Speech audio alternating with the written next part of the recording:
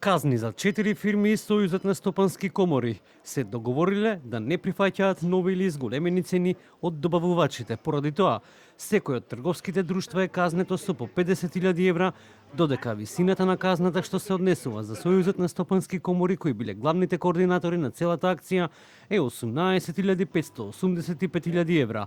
Ваквата одлука е донесена од страна на Комисијата за заштита на конкуренцијата во вкупен износ од 218.000 евра кои треба да ја платат четирите страни за картелско однесување.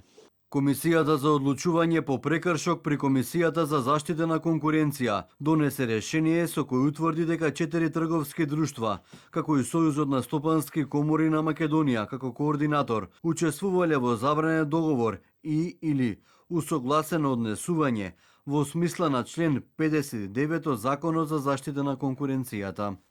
Од Сојузот на стопански комори велат дека одлуката на Комисијата мора да се почитува.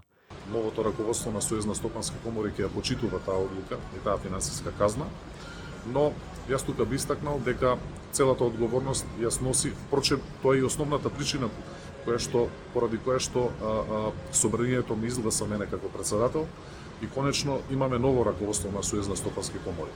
Инаку би истакнал исто така дека слободниот пазар е основниот параметар врз основа на која што ќе се одредуваат цените на дадените производи.